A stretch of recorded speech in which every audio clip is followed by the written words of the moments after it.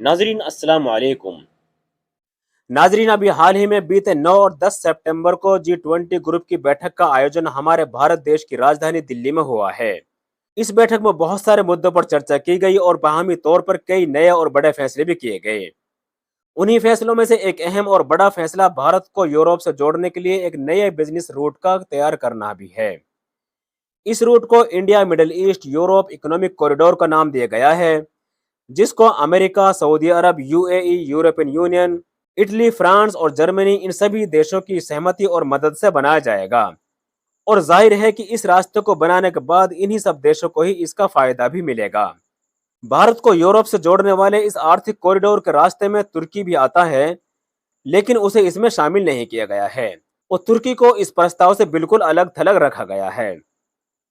इसीलिए G20 की बैठक के 2 दिन बाद ही तुर्की के राष्ट्रपति तैयब उर्दगान ने उन्हें शामिल न किए जाने पर अपनी नाराजगी जताई और कहा कि उनके बिना ये कॉरिडोर पूरा नहीं हो सकता है। मुआज़िज़ नाजरीन, क्योंकि दुनिया के नक्शे पर तुर्की एक ऐसी जगह पर मौजूद है जो वेस्टर्न कंट्रीज को ईस्ट से जोड़ने का काम करता है। इसको आप यूं समझिए कि ये अमेरिका और यूरोप को तमाम एशियन कंट्रीज के साथ जोड़ने का काम करता है, क्योंकि इसका कुछ हिस्सा यूरोप में है तो कुछ एशिया में आता है। आइए एक बार तुर्की के लोकेशन को हम स्क्रीन पर नजर आने वाले इस नक्शे की मदद से समझने की कोशिश करते हैं। इसमें साफ तौर पर देखा जा सकता है कि ये वाला जितना भी पोर्शन है वो यूरोप है और जबकि इधर जो ये पोर्शन है वो एशिया है और इन दोनों के बीच में ये वाला जो पोर्शन है वो तुर्की का है, जो एशिया और यूरोप दोनों के बीच में पड़ता है। इस तरह से एशिया और यूरोप को जोड़ने वाला सिर्फ और सिर्फ तुर्की ही एकमात्र देश है। और इसके अलावा तुर्की न सिर्फ व्यापार की नजर से मजबूत स्थिति में है, बल्कि उसका मिडिल ईस्ट यानी कि अरब देशों के साथ भी अच्छा दबदबा है और साथ ही साथ रूस और चाइना के साथ भी तुर्की के रिलेशंस काफी अच्छे हैं और वहीं वो नेटो का सदस्य देश भी है। फिर भी ऐसी क्या वजह थी कि इसे इस आर्थिक कॉरिडोर से दूर रखा गया है? आपको ये बात और बताता चलूं कि इस कॉरिडोर को बनाने के लिए सड़क, समुद्र और रेल मार्ग का इस्तेमाल किया जाएगा। आप ये बिल्कुल ना समझे कि इसको सिर्फ और सिर्फ रोड या जमीनी किसी रास्ते से पूरा किया जाएगा। तो अब यहाँ पर सवाल यह आता है कि आखिर तुर्की को इससे क्यों अलग रखा गया है और तुर्की को इस कॉरिडोर पर ऐतराज क्यों है? और जब तुर्की को इससे अलग रखा गया है तो इस इकोनॉमिक कॉरिडोर का रूट क्या होगा? तो आज की इस छोटी सी वीडियो में हम इन्हीं सब सवालों के जवाब जानने की कोशिश करेंगे। मुआजिज नाजरीन, सबसे पहले अगर बात कर ली जाए तुर्की के इस रास्ते पर ऑब्जेक्शन की, तो मैं आपको बता दूं कि इस कॉरिडोर को पूरा होने के बाद एशिया से वेस्टर्न कंट्रीज और वेस्टर्न कंट्रीज से एशिया की तरफ आने जाने वाले सामान इसी रास्ते से गुजरने लगेंगे। आज के वक्त में वो सारा सामान तुर्की के समुद्री रास्ते से गुजरता है, तो तुर्की के समुद्री रास्ते से गुजरने वाले जहाजों से मिलने वाले टैक्स में भी भारी कटौती होगी, जिसका सीधा असर तुर्की की इकोनॉमी पर होगा। इसके अलावा भूमध्य सागर यानी कि मेडिटेरियन सी में फिलहाल तुर्की का दबदबा है। अब अगर कोई दूसरी ताकत इस इलाके में आती है तो तुर्की की पोजीशन इस इलाके में कमजोर हो जाएगी, जिसका नतीजा ये होगा कि ये रास्ता आर्थिक कॉरिडोर ना रहकर जियोपॉलिटिकल कॉरिडोर में बदल जाएगा। आसान शब्दों में आप यूं समझिए कि तुर्की एक नई सियासी मुसीबत में फंसकर रह जाएगा।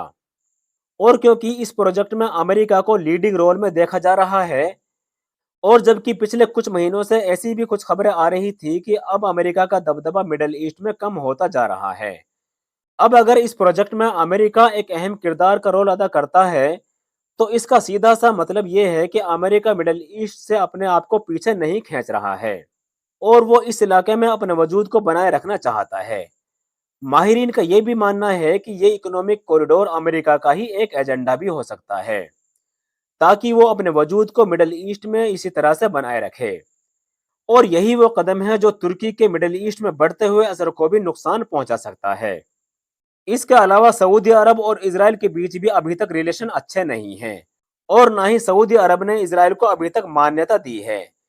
लेकिन इस प्रोजेक्ट की मदद से अमेरिका दोनों ही देशों के बीच ताल्लुकात को मजबूत करवाने में एक अहम किरदार अदा कर सकता है, क्योंकि ये रास्ता इसराइल से भी होकर गुजरेगा और क्योंकि ये रास्ता इसराइल से ही होकर गुजरेगा, जिसके बहाने से इसराइल को G20 में भी शामिल किया जा सकता है।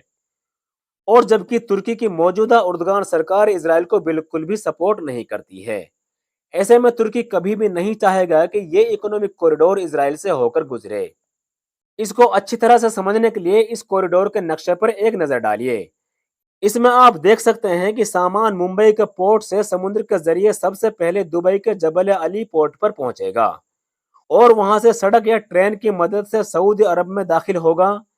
سعودی عرب میں سڑک یا ٹرین کے ذریعے ہزاروں کلومیٹر کا سفر طے کر سامان کو اسرائیل کے حیفا پورٹ پر پہنچایا جائے گا، جو آگے گریس کے پریس پورٹ ہوتے ہوئے یورپ میں داخل ہوگا۔ اگر ورتمان کی بات کریں تو ممبئی سے یورپ سامان لے کر جانے والا سمندری جہاز عرب ساگر سے ہوتے ہوئے عدن کی کھاڑی، لال ساگر اور پھر سویز نہر سے نکلتے ہوئے میڈیٹرینین سی میں داخل ہوتے ہیں اور وہاں سی آف مرمرا جو ترکی کی ہی ملکیت میں پڑتا ہے سے گزرتے ہوئے یورپ کے دیشوں میں سفر طے کرتے ہیں۔ ایکسپرٹس کا تو یہ بھی ماننا ہے کہ ترکی کے باہر رہنے سے اس چھیتر میں سعودی عرب کو پولیٹیکلی بھی بڑھت ملے گی اور ترکی جس نے پچھلے کچھ سالوں میں اپنے تعلقات کو مسلم دیشوں کے ساتھ اچھا کیا ہے، اس کی بڑھتی ہوئی چھوی کم ہوگی۔ اب اگر بات کر لی جائے ترکی کو اس پروجیکٹ میں الگ کیوں رکھا گیا ہے، تو وہ اس لیے کیونکہ ترکی کے اپنے آس پاس کے دیش سائپرس اور گریس کے ساتھ اچھے رشتے نہیں ہیں اور کئی بار گریس اور ترکی کے بیچ یدھ جیسے حالات بھی بن چکے ہیں۔ مطلب یہ کہ ان کے بیچ تناؤ کی استھتی بنی رہتی ہے۔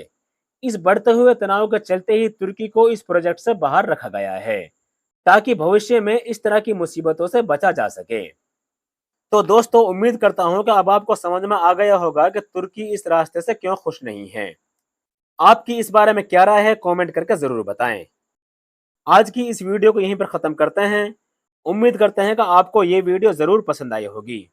ملتے ہیں نیکسٹ ویڈیو میں کسی نئی جانکاری کے ساتھ، تب تک کے لیے اللہ حافظ۔